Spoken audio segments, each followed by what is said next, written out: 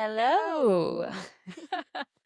And welcome to the fourth Yeah, the fourth episode of of the Zalemma. Dilemma. So today we're gonna discuss communication styles, how it affects friendships, relationships, pretty much everything in between. But first, I guess, how was your week, Gigi?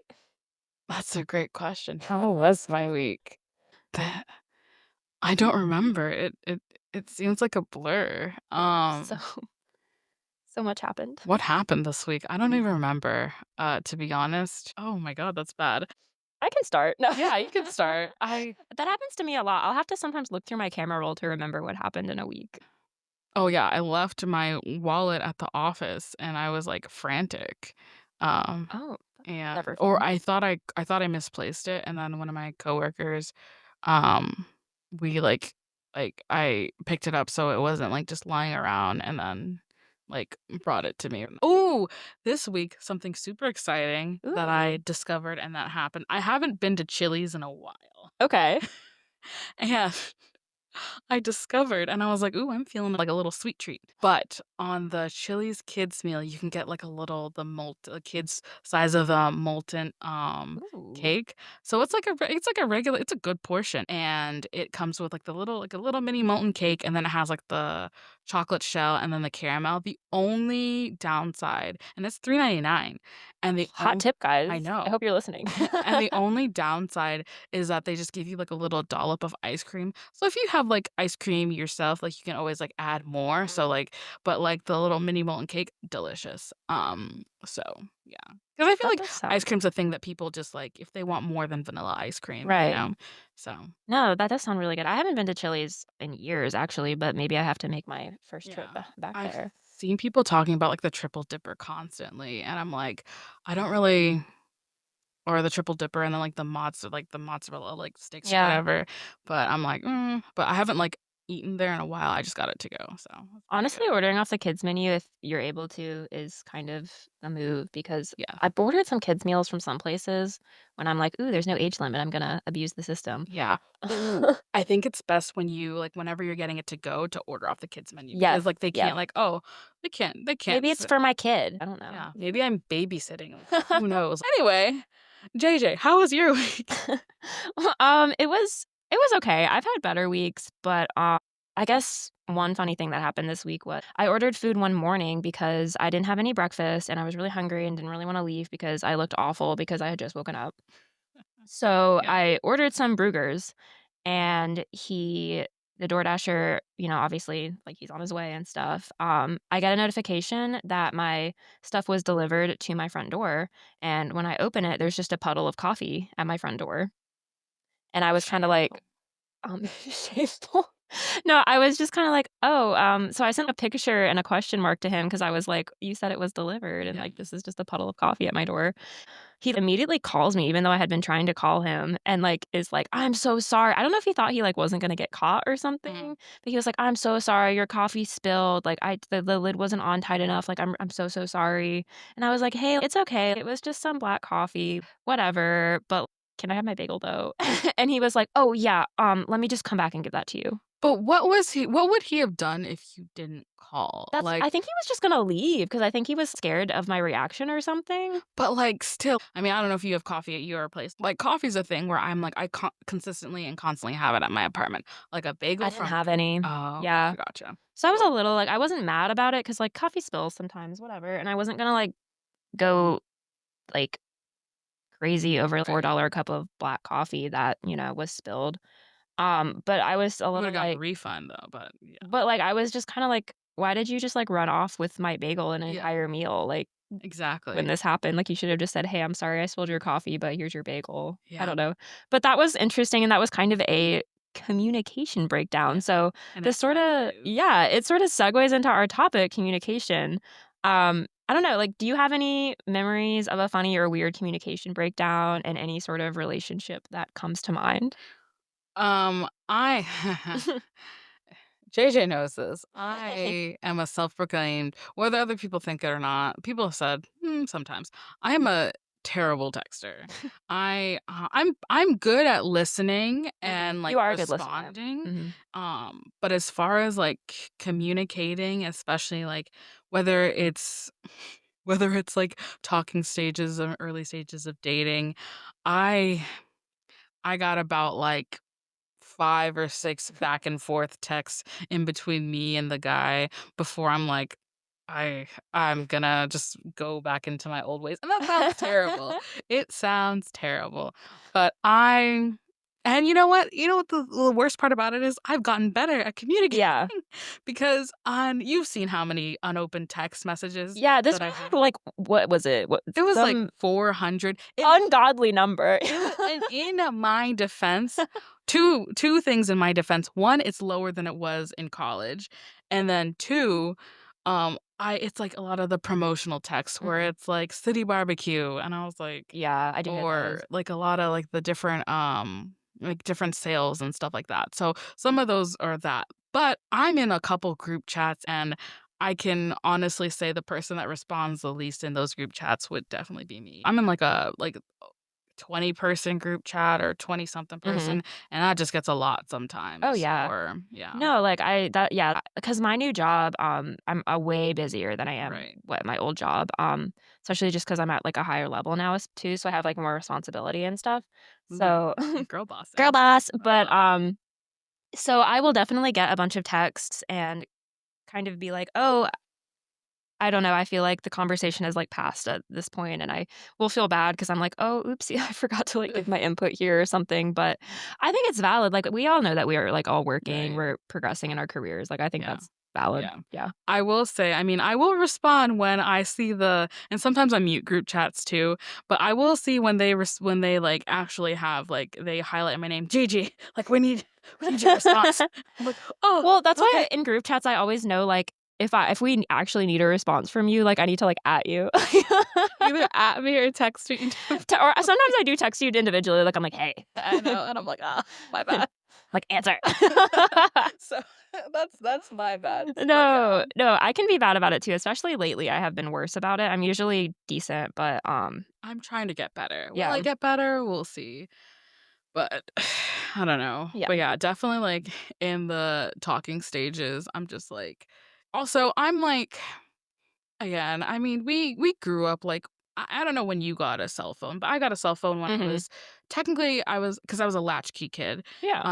in 5th grade, and What does I that got mean? a it's when you let yourself into your house. Oh, gotcha, okay. So, yeah. So my mom was working and my dad both my Mhm. parents were working. So my brother and we had a cell phone. So I believe I got either a cell phone at the end of elementary school or middle school, and it was like a little prepaid phone. And like when you had to do the 3-button texting Yes. or the Ugh, 3 the memories. button like memories. I feel like we're the first generation to really experience life with and without the current state of texting. When we Yeah. were growing up, when we first got our phones, there weren't emojis or voice to text or any of this stuff that adds Those complexity to emojis can it. get you in They can trouble. get you in trouble because everyone interprets them differently. Exactly, Yeah. like, I think the way we interpret them is definitely different than, like, how other people, like, do them. Yeah. Like Well, I also sometimes I'll just send, like, an unhinged emoji, like, I don't know. yeah, you know?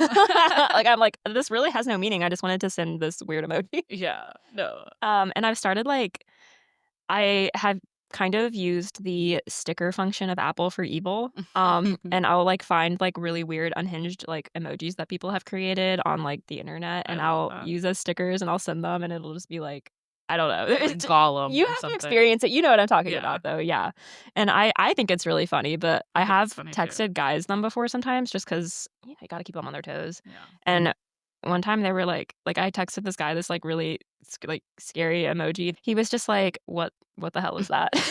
He was like, "What is this?" Um, but I'm trying to think if I have, like, any weird communication stories. Dating-wise, I do remember one specific story that was really just odd, dude. Like, and this guy was 34, so maybe it was generational, Mhm. those millennials, man, but but, basically, we were going on I think it was maybe a 2nd or 3rd date, I can't remember, and, he had made reservations at this restaurant, so that was really nice, and we were supposed to meet at a certain time, so I made my way there at 6, which was our reservation time, and texted him that I was parking and just was gonna, be there in a second, and he hearts the message. Mhm. So, I assume that because he didn't say, like, "Oh, I'm inside," or Right. something, that he was on his way as well Right. and was driving, and so all he could do was, like, heart my message or Right. whatever. So I go to the front of the restaurant and sit on a bench outside, and I wait, Mhm. and I wait. How long did you wait? I waited probably, like, 20, 25 minutes, Crazy. and I didn't hear from him. All I got was that heart from my message saying I was parking, and so I text him and I'm like, "Hey, Where are you? like, I'm outside, like, I'm waiting for you whenever you get here, just letting you know." Yeah. And he texts me, "Oh, I'm inside." And I was like, "Oh, What? what?" He's like, "Yeah, I've been sitting inside." And I was like, Oh." That is absolutely insane. It's one thing to, like, press heart and then, like, if you're like you said, if you're He's driving there. yeah, if you're driving and Yeah. then you're like, "Oh, I'll, like, but when you get there, you Yeah. respond back. But the fact that this man just, like, 20, 25 minutes and he was waiting and he didn't, like, follow up, like, that is It was just really bizarre. Like, I was like, "Oh, I mean, you knew I was parking and you just didn't say like, 'Hey, I have a table inside.'" I right, wasn't gonna just go inside and wander around and look for right. him. Like, I don't know. Yeah. So that was really odd, and maybe it was, like I said, a generational thing because I feel like millennials are even worse at texting than us. Like, let's be real. I think yeah, yeah, It does it depend. Like, depends, but stereotypically yeah. though, yeah. Um, but yeah, so that was just really odd, and I feel like texting is a place that communication is very likely to break down. Right. And like as we were talking about before, texting is something that has changed a ton from the time when we were kids, or like when our parents were growing up, it didn't even exist. Right. So it's interesting to think that we as millennials are one of the first, if not the first generation, to really experience this craziness. Yeah. I will also say with the emoji thing, like, it's not like me sending weird emojis, it's me trying to interpret what these emojis mean Oh, from other people. Like, I yeah. get something and I'm like, sir, I don't know how to respond to this. Was it what, winky face, smiley face, pumpkin, Dude, and like, everyone uses them differently. And like even like like, my mom will use them differently and I'll be like, oh, "What?" for sure. Parents, like It's like anyone. smirky face. I'm like, "What?" I was like, Are you what? flirting with me, mom? I was like, Like, what? Like, I don't know. Like, what do you think this means? no, seriously.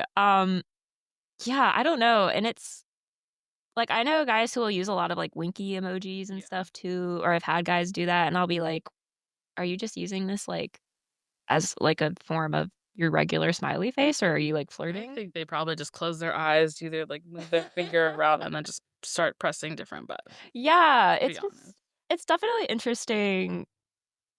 It's interesting how everyone can interpret it differently and it just adds a level of complexity that we didn't have when we had our first flip phones or Right. Going back to what you were saying about the guy just like not responding, but not like following up. Mhm. Do you think that goes into how like people's attachment styles of like how like their communication like also intertwines with their attachment styles or I don't know if that was necessarily an attachment style thing just because there wasn't really any conflict there, Mhm. and it was more like I was just trying to, like, meet up with him for plans. Okay. But, like, I do think, there is something to say there with, like, personality types and, like, Right. I'm sure more avoidant people maybe don't text as well. I don't know, but I think that was more of just, like, a texting style issue, Gotcha, gotcha. in my opinion. Okay. I could be off base with that, but What's your texting style? It has changed throughout the years, honestly. I think texting styles are, as you were saying, influenced by attachment styles sometimes Mhm. as well. Definitely personality types. Um, I I have been in relationships that have brought out different attachment styles in me. And I guess if, anybody listening isn't familiar with the attachment styles, the main ones are avoidant, um, what is it? Avoidant, Secure. secure. Oh my gosh, why There's like can't the anxious. anxious, and then disorganized. Okay. Yeah, so those are the main ones, and, I think I have been in relationships in the past that have brought out my anxious attachment because they have been more avoidant, and it has sort of thrown me off, Mhm. but I can also be the avoidant one in relationships as well, so I think it just depends on the person that I'm with, Mhm. really. Um But I feel like you're pretty communicative, Yes, yeah. and I feel like you like when people like the back and forth texting. Yeah, so with that, I do not. I definitely have been in the past, like, been used to that in relationships, the back and forth, like friend texting. Recently though, especially in the beginning talking phases, I have tried not to get into that habit just because I feel like texting is really easy to form a false sense of intimacy. Mm. Uh, That's yeah. yeah. So like in the beginning, like you really want to get that face to face time to figure out if there's Right. compatibility. And like people can be completely different over text. And it's so easy to like think of responses or be like, hey friend, like what should I say? Yeah. And not really get the authentic you. So I try to limit that in the Totally. beginning. But I think it's frustrating when you're texting someone and they consistently respond like 9 or 10 hours later Okay. because it's so hard to have a conversation with them like at all. And when you're not able to see someone Mhm. often, that can get really frustrating. So I think in a romantic relationship, I prefer like maybe like a few lines of back and forth, like if a conversation is flowing, but I don't want to be in constant communication with them Right. all day. What's the sweet spot of like for you? I mean, for me, it's different. Like, and I guess it depends. Like, cause like if we're having like a conversation, a back and forth Hmm. conversation, I do like, yeah, I do expect a response. Yeah. But if it's something that could just be like left up in the air, then like a couple hours later respond, I get that. Yeah. It, especially if you're like doing something or like let you know, like, hey, like I'm about to do X, Y, Z. Mhm. But and that also depends on what stage of the relationship you're in too, as well. Like if you're like just starting out, like and it depends on also how much you like them, like, Yeah. of the need for, like, to know, like, oh, like, just, like, a heads up of, like, "Oh, Mhm. I'm doing this XYZ, and I'll be away from my phone," and stuff like Well, that. I think yeah, um I think there needs to be room for people to be going and doing things. Like if someone doesn't Right, respond for a few hours and it's like not really a serious conversation or right, anything, like that's fine. That right. doesn't bother me because I will do that as well. Cause like you guys don't really know each other. Like it's the beginning stages, whatever. But it's more like when it's a consistent thing, like every time you text them something, they don't respond for like 9, 10 hours or like next day. And it's just like Gotcha. it's just constant. That's when Right. it starts to bother me because it's like, okay, like I'm just clearly not a priority to you. Mhm. But like if it happens like like now and then or inconsistently or after a certain time, like it's just kind of fine. It's hard to explain. Like I can really pick up on vibes like when someone like clearly is not Mhm. reciprocating or like putting the energy that I Right, need in. right. Um, so I think it's definitely case by case Mm. basis, you know. But Gotcha. Sorry, we were talking about my bad. We were yeah, talking no, for about me at early least, stage. yeah. Oh, yeah, but we were talking about early stages, and then I was like, Yeah. yeah, depending on the length of time of the relationship, but yeah, no, so Yeah, and I think it's also funny with texting because as I've gotten older, I've actually preferred phone calls. right. Like there's the whole like texting versus calling debate. Some Yeah, people hate calling, some people love it, some yeah. people really prefer texting. But texting is so hard because sometimes I'll be driving and I'll be using voice to text, and voice to text will say something totally weird and or like with Yeah, a period where it right. sounds odd, which is another thing, like period usage Yeah. and texting in modern The times. whole what is it, politics of texting. Yes, So, it's just exhausting sometimes. yeah. So I really actually appreciate it when a guy I'm talking to or in the beginning stages will just sometimes be like, "Want to catch up over a phone call or Right. something?" And we don't talk through text that much. Like, I'm satisfied with a phone call a day or something, Mhm. or every other day, um, over texting. Yeah. Yeah. I was gonna say, I'm a big phone call Yes. person. I'm a big voice to text person, even if I'm not driving, I'll do that. But yes, I don't like Mhm. texting, Yeah. especially, I don't know, whenever I have my nails done. I don't like texting that much. That's Uh, fair. Yeah. I'll do Yeah. voice memos, voice to text, talk on the phone because I feel like talking on the phone's easier. Maybe I'm Yeah. just like kind of an old soul or whatever. I don't know. No, I agree with you. I think maybe our frontal lobes have just developed or something. Maybe. But Oh, so we turned 27. you raise an interesting point though, like different styles like matching different people. Right. And so I think something that's interesting that the digital age has really like brought to the forefront is that, everyone talks about like personality chemistry, Right. physical chemistry, but there's digital chemistry too. Oh, that is true. Like sometimes you just like really vibe with someone over text and just you guys have a similar cadence, you guys have similar senses of humor over text.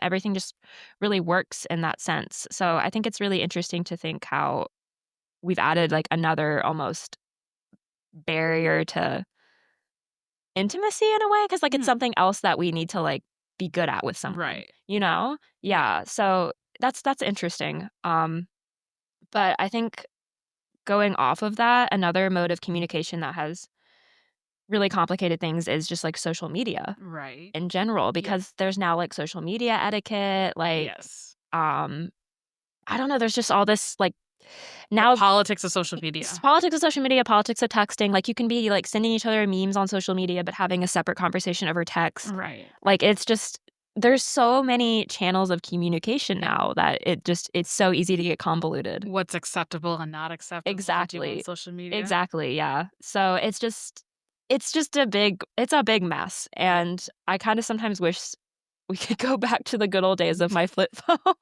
Go back to the good old days. Okay, to me, sometimes I do look fondly back at those days because I was just texting my friends. I didn't really have I just didn't have emojis to send. I didn't Yeah. have social media to really Right. do. Like, we just Right. texted each other, and that was that. I don't know. Try what is it? Try editing a photo or try like doing filters on photos with a flip phone. Like Yeah, but I didn't have to because there wasn't any social media, or very at least true. I wasn't on it at the time. It was Yeah. kind of on the rise when we were Yeah. kids. Yeah, but it just adds this whole layer of complexity, and then sometimes you don't know if you can even bring up some things that happen over text or social media because 'cause you're like, "I don't wanna seem crazy because what if it's just me?" I do. Oh gosh, but Yeah, yeah. um, but I think it also all just boils down to, like, communication styles and personality types, and I guess segueing into talking about that, I've looked into a lot of, like, all the different, like, personality types, Mhm. the different communication styles, Yeah. and, Love languages. love languages, all of that, so I think I saw that, overall, like, as far as communication goes, there are 4 main communication styles that people Mhm. have, passive, passive-aggressive, aggressive, and assertive. Okay. Um, JJ, please break those down for me. want me to break those down for Yeah. us? Okay, Please. cool. Let me look at my notes. Um, so passive communication is like it says individuals are hesitant to express their needs, opinions, or feelings, often avoiding conflict and prioritizing other people's needs over their own. Okay. Aggressive communication says individuals express their thoughts and feelings in a forceful, dominant, and potentially disrespectful manner, often at the expense of others. Okay. Passive aggressive communication, which I think is the most common nowadays, Yeah. is individuals express negative emotions indirectly, often through sarcasm, procrastination, or subtle resistance rather than directly addressing the issue. Okay. And then assertive is kind of, for me personally, my goal is to be a more assertive communicator. Right. Individuals express their needs and opinions clearly, respectfully, and also respect the rights and needs of others. Okay. Um, and then I think that these types of communication styles go hand in hand with just people's overall personalities. And I was diving a lot into different personality types. So I always knew that my Myers Briggs was INFP, which is can't remember what each letter means, but basically they are known to speak their truth. They hate pretending to be something they aren't. They're known for being like empathetic, open minded, creative, passionate, and they really follow their conscience and morals. But on the negative side, they're unrealistic, unfocused, emotionally vulnerable, and eager to please and self critical. Okay. So I think, kind of going off in previous episodes, I'm a recovering people pleaser. Mhm. Um, I definitely can be emotionally vulnerable because I'm more empathetic to the emotional states of others, and that can Mhm. affect me more easily. Right. So I can get more emotional. So I think all of that is really interesting and really goes hand in hand with different communication types. I also had to take I think it's pronounced Enneagram, like Enneagram, one of Okay. those two. I don't know.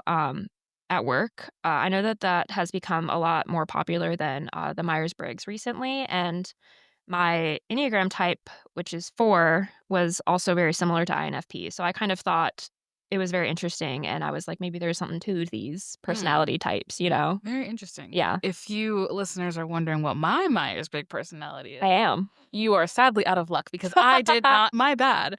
Um, I maybe I've taken it once upon a time. I Mhm. just don't remember. Yeah. And yeah. So have you ever taken, like, your Enneagram or anything? Um, no, I haven't. I'm sorry, you guys. I'm curious to know what it would be. I don't know. Maybe I'll take it next time and then in the next Mhm. episode or 2. Um, I will say also think another like, strong thing that affects people's personality and communication styles is also just being an introvert and extrovert or right. ambivert. Yeah. And I feel like we've talked about this before, Yeah. but I consider myself to be more of an introvert. I was looking stuff up in regards to introverts versus extroverts today, and I think there's a lot of different schools of thought Right. on how that presents in people, Right. but the one that I liked the most that I was reading about was that introvert and extrovert are like 2 points on a spectrum, Okay. 2 extreme points on a spectrum, Gotcha. and everyone falls kind of somewhere on the spectrum. Like, Mhm. a lot of people probably fall closer to the middle. I think ambivert is, like, the most common one, Okay. but you can be maybe, like, more of an introverted ambivert or, like, more of an extroverted ambivert, Mhm. kinda things like that. So Right. I thought that was interesting as well. It is interesting. Do you feel like you fall where do you fall on the spectrum? I remember in like one of the last couple episodes we talked about that I feel like I'm like in the middle and I don't know which side Mhm, I would fall which side I would fall more into, whether mhm, it's introverted or extroverted ambivert. mhm. But Where do you get your energy? Do you get it during your alone time or when you're with others? both. It depends. Really? It Okay. really So is. maybe you are truly, like, smack in the middle. Yeah. I'm not like Mm. truly smack in the middle because like I mean well, and we were talking about how like some people are just draining. Yeah. And it depends on the situation, but, like, sometimes I'm like, "Oh gosh, I just wanna be by myself," but then when I get around some people or, like, I'm like, "Oh, I feel like I like this, I like being around people." But Mhm, then sometimes when I'm just like I feel like I don't know if this is a thing, but, like, when I'm physically tired, I just wanna be by myself, but, like, when I'm, like, mhm, emotionally tired, it's, like, maybe, like, I sometimes wanna be by myself, but I also don't wanna be, like, alone, you know? mhm. So I like being around other people when I'm, like, you know sometimes it depends. So, Right. yeah. And, yeah, I think something too that I see a lot on social media is people trying to put themselves into boxes a little too Right. much. So people are like, "Oh, I'm like an Enneagram 4, I'm an introvert, I'm a whatever zodiac sign they are," stuff like Yeah. that, to kind of try to explain things a little bit too simply, and I think that the hard truth is that people are just really complex Right.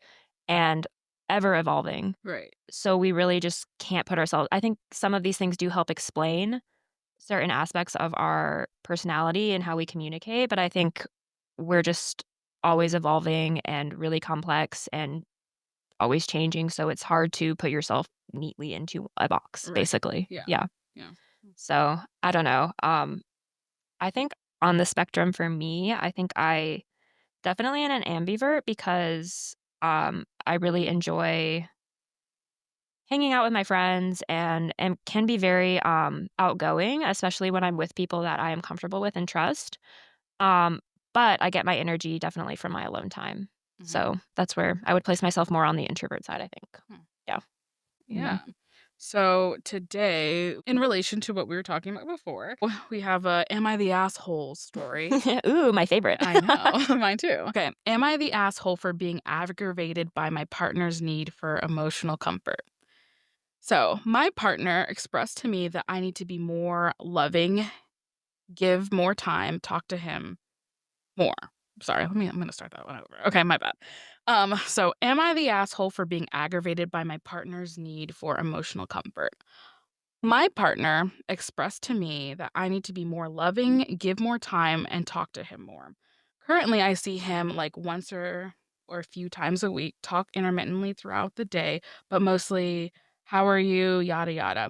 I spent a lot of time solo and I don't make it a point to converse with anyone regularly, so I quite frankly don't know how to be lively through text conversation. Recently, he expressed to his need from me that if recently he expressed that he needs more from me, that if it's between being with me now how I currently am or being single, having his female emotionally supportive friends, he'd rather be single. I know it takes two, people meeting in the middle for relationships to work, but I feel like he needs me and that that automatically drains me. And me thinking about it, I don't need him. I don't ask much from him. I enjoy just having his company. He's been through a lot and has moments slash days where things are just really weighing on him, and what helps is that emotional support element. That's understandable, but at the same time, I feel like he's leaning on me for that. For him, I feel like leaning on me for that is a lot. I was the emotionally supportive person in the past in a previous relationship, and it wore me down. I made excuses for actions, behavior, substance abuse because he was quote unquote going through it.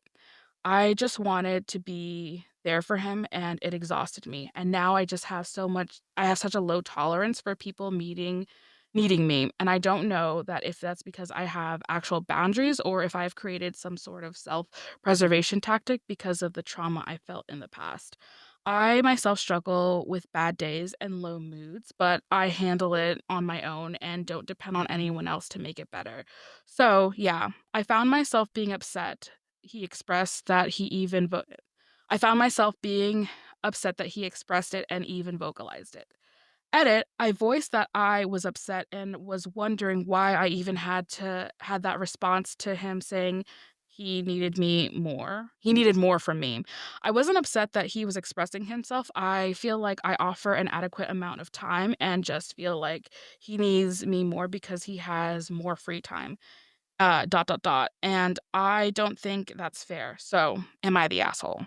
So a lot to unpack in that story. It sounds like, to me, it sounds like a classic case of like she sounds kind of avoidant, he sounds kind of anxious, Mhm. and her avoidance is making him more anxious. Mhm. Which I get because I have been the anxious person in an avoidant anxious relationship Right. before. I don't know. What are your thoughts? I mean, I think overall it's just like their communication styles don't match up. Yeah. And I can see both sides of it where it's like, yeah, when you're because it's and I feel like relationships, it's like a give and take because there are some times that you'll need more from that person and Mhm. then sometimes like they'll need more from you and it's like a give and take. But I understand being like as again, like you said, for reformed people pleaser, me personally as also a reformed people pleaser, I have like set up boundaries for myself, to, like, prevent people from, like, overdoing it and overusing me as, like, being their own personal therapist, Yeah. but then again, you can't, like it kinda sounds like to me that she has, like, a complete no tolerance at all instead Yeah. of, like, a limited tolerance, so I think that's doesn't work Right. either. And, when people are avoidant or anxious, it's usually in response to a trauma. So it Right. sounds like she has endured a relationship where she felt like her cup was being very drained. And in response to that, she's become more avoidant. Right. Yeah. Yeah. So I think that's interesting. I don't, and I don't know. I feel like a lot of context is being left out here. Like I'd have to see their Right. conversations and stuff Right. to really make a judgment. But I also don't love how he was kind of saying, like, I'd rather just have my female friends who do support me than my Correct. girlfriend. Like, I Yeah. thought that was a little manipulative of him Right. to I say. agree. Like, he was like, "Well, you don't support me, but my other female friends Yeah. do. Like, you should be worried." I don't know. Yeah. I I would say, like, when the first time I read this, I Mhm. was gonna Mhm. say that, like, "Oh, yeah, I don't think she's in the wrong at all." Yeah. But then now rereading it, saying, like, "Oh, it seems" and again, I could be wrong, like, having to see, like, the actual conversation, but it seems like she has, like, a complete, like, no tolerance for, Mhm. like, any emotional support, and I'm like, Yeah. That's not okay." Exactly, yeah. And, yeah. I feel like they're both just not confronting the issue head on, or at least in a healthy way head on, and I think they're both assholes here. yeah, they kind of are both assholes. I don't know, what are the comments saying? So Reddit determined that she was the asshole. Okay. And I wouldn't say that it's just her, but like a lot of people are saying like you're the asshole. Mhm. So one person comments, "You're the asshole. Emotional support is part of any relationship. If you can't provide it, don't be in a relationship. Also, you're upset that he voiced it to you. You mean that he communicated his needs? Wow. Yeah, break up. Wow. You'd be doing him a favor." And I was like, That's a little bit harsh. So, I do think that some of that is harsh just because we don't know how much emotional support he's needing. Like, if Right. he's, like, constantly blowing up her phone, like, "Someone hurt my feelings," or blah, blah, blah, that's not okay either, but does anyone ask for, like, context, like, how much they're texting or anything? Because I just feel like people are making really harsh judgments without a lot of context. I agree. I don't know if I just missed something when you were reading, but, like, it just she didn't really explain, like, what exactly was going on. She was just like, "Is he an asshole for needing emotional support from me?" Which Some people are asking for context, like yeah. info. If it was being with me with how I currently am or being single with female emotionally supportive friends, he'd rather be single. Why exactly does it have to be one or the other? Can a dude have emotionally supportive friends while being in a romantic relationship? I don't think it's a good idea to expect your romantic partner to be the sum total of your emotional support network. Yeah. Dude has friends and can turn to, let him do that. So that's like one of the they didn't make a judgment whether he was the or she was the asshole or Yeah. wasn't. And then there are some people like not the asshole. He's entitled to ask for emotional support. You're not obligated to give. You may not be suited to each other. You may not be suited to each other. Just make sure your experience of your previous relationship is not closing you off from something that may be Mhm. really good. And I think so I agree with this Yeah. probably the most. I agree with this one and then the other one, the other like previous the second to last response. So Mhm. that's just my personal opinion. She was deemed as the asshole. Yeah. Yeah, I'm like, how much expectations and responsibility is he placing on her is what I would need to know to make my decision. Mhm. Um, it kinda sounds like we said both are at fault a bit, but yeah, like, I mean, it would be hard to have a partner who constantly needed emotional support and validation. I can see how that would be exhausting if it was a constant issue, but at the same time, if he's really only asking for, like, support sometimes or needs to have, like, deep conversations sometimes, like, then, yeah, she would be an asshole for not Right. reciprocating that. Right. So I it's agree. Or yeah, inverse, she'd not be the exactly, asshole if he's asking for all of his emotional and, like, support. all of her energy and stuff Yeah. like that. So It's a nuance. it's a very nuanced issue, and I do think sometimes when someone who is, like I feel like I'm a decent listener, so I feel like people do come to me a lot with issues, and I know how draining that can be sometimes Right. when you're everyone's emotional support Right. human. Yep. Preaching to the So, choir. yeah, and you kinda mentioned that earlier, so I think there's so much context that's Right. needed, and yeah, We don't think you're the asshole. We think both of you we think are. you're both the asshole, Yes, yeah. absolutely. Yeah. But I guess, I don't know, kinda going back to, like, just being a good friend or a partner and just being a good listener and being there for someone when they need emotional support. I feel like you're really good at being a good listener and remembering details about people because Aw, I try to. no, you're one of my friends who consistently remembers things that I've told them and follows up with me in later dates and like Yeah. asks me about them. Like, how is that going? Yeah. You're one of my like only friends who really does that consistently. And I think like I really appreciate that about you. I'm like, I think it's really sweet that you Make me remember things. cry. No, you really do remember things about people and it's a really good skill. So like how do you do that? Like how is there any advice you can give on being a good listener? I think, since I've been young, like, people have always told me, issues about their life, Mhm. and I You was just seem so wise. I don't know, and I think it's a combination of the fact that I don't wanna be the person who is said to only brings the conversation back to themselves, so I wanna listen and respond and, like, take interest in other people's conversation, other things that are going on in other people's lives, 1, and then 2, being able to retain a lot of just random Mhm. un what is it? Unconnected information. Honestly, yeah, I think that's really a good point that you make, like, listening is really a skill that you have to Yeah, practice and actively practice at yeah, because it's easy to be so caught up in your own issues that you mhm, forget that other people have worlds of their own and lives of their own, and yeah, it's very nice when you feel like someone remembers details Yeah. about you and stuff, so 'Cause, like, I can just, like, not actively be on things can not actively be on the forefront of my mind, but when we have a conversation, it reminds me that, like, "Oh, I remember you mentioned XYZ about this yeah, situation." So, mhm, yeah. exactly, so But that's awesome. yeah. Cool. Well, okay, well, I guess that wraps up everything that we wanted to talk about. That was some Yeah. really good advice on listening. I don't know, is there any, like, final points we wanna hit on before we end the episode?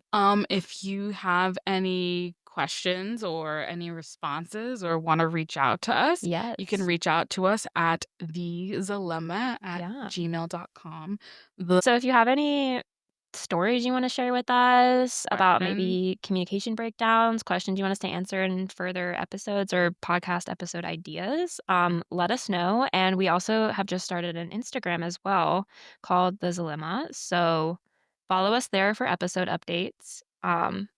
Yeah. Yeah, Hope okay.